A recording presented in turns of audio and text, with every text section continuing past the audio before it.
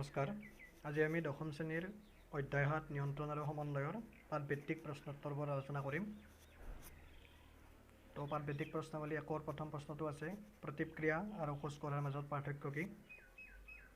তো ইয়াতে প্ৰশ্নোত্তৰখিনি দিয়া আছে, তোমালোক সকলোৱে বহীত ধুনীয়াকৈ লিখি ল'বা।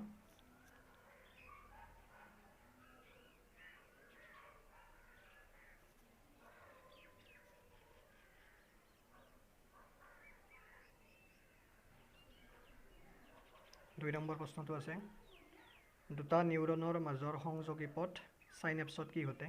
তো আমিতো সকলোৱে জানো দুটা নিউৰনৰ মাজৰ খালী ঠাই যিখিনি থাকে সেই খালী ঠাইখিনিক আমি চাইনেপছ বুলি কওঁ। ইয়াত প্ৰশ্নটো সুধিছে তো এই চাইনেপছত কি ঘটে? তো ইয়াত উত্তৰটো দিয়া আছে।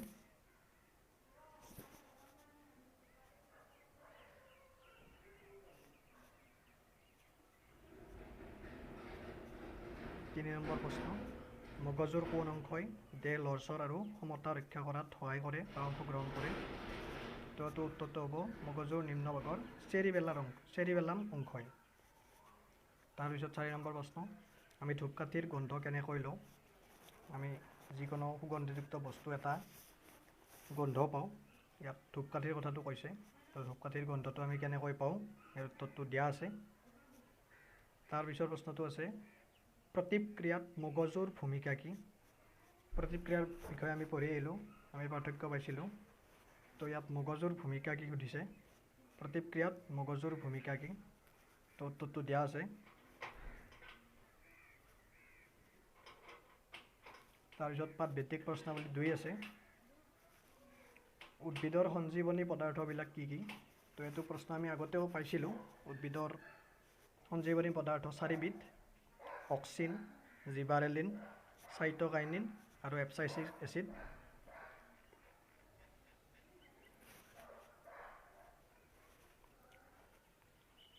ইয়াতে আৰু এটা নতুনকৈ উল্লেখ কৰি দিছে ইথিলিন বুলি। ৫টা। ইথিলিনটো এইটো লিখিবও পাৰি, নিলিখিলে কথা নাই, লিখি দিব পাৰা।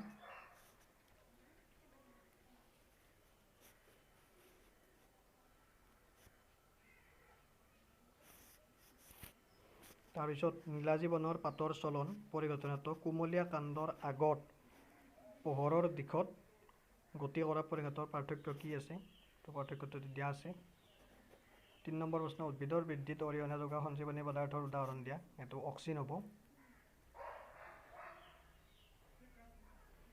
তাৰপিছত কোনো এক আধাৰত চাৰিওপাশে আকৰ্ষৰ বৃদ্ধিত অক্সিনে কেনেকৈ সহায় কৰে? ইয়াৰ উত্তৰটো দিয়া আছে।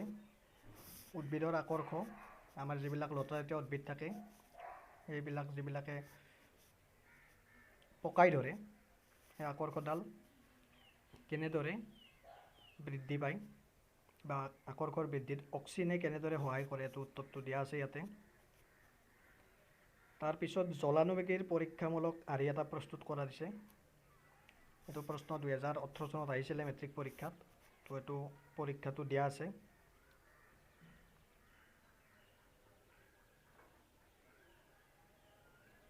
তাৰপিছত পাঠভিত্তিক প্ৰশ্নাৱলী ৩ প্ৰাণীদেহৰ ৰাসায়নিক সমন্বয় কেনেকৈ সংঘটিত হয়?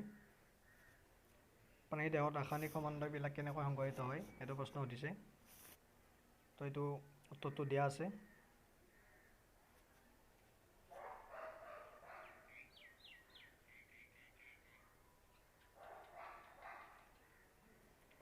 তাৰপিছত আছে আয়ডিন পুষ্ট লৱণ খোৱাটো কিয় আৱশ্যক? প্ৰায় পৰীক্ষাত আহে এইটো প্ৰশ্ন। আয়ডিন পুষ্ট লৱণ আমি কিয় খাব লাগে?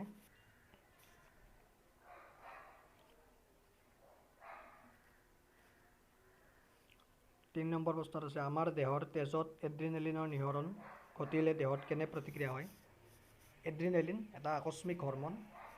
অকস্মাত মানুহৰ খং উঠিলে, ভয় লাগিলে এনেকুৱা ক্ষেত্ৰত এই হৰমনবিধ নিঃসৰিত হয়। তো প্ৰতিক্ৰিয়াটো কেনেকুৱা হয় ইয়াতো প্ৰশ্ন সুধিছে আমাক। তাৰপিছত ৪ নম্বৰ প্ৰশ্নটো আছে কিছুমান ডায়েবেটিছ ৰোগীক ইনচুলিনৰ বেজী দিয়া হয় কিয়?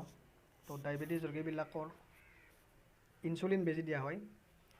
এইটো কি কাৰণে বেজীটো দিয়া হয় ইনচুলিনৰ? ইনচুলিন কিয় ল'ব লগা হয় এইটো প্ৰশ্ন সুধিছে। এইটো প্ৰশ্ন প্ৰায় পৰীক্ষাত আহি থাকে। তো প্ৰশ্নোত্তৰবিলাক বহীত ধুনীয়াকৈ লিখিলে সকলোৱে মুখস্থ কৰিবা।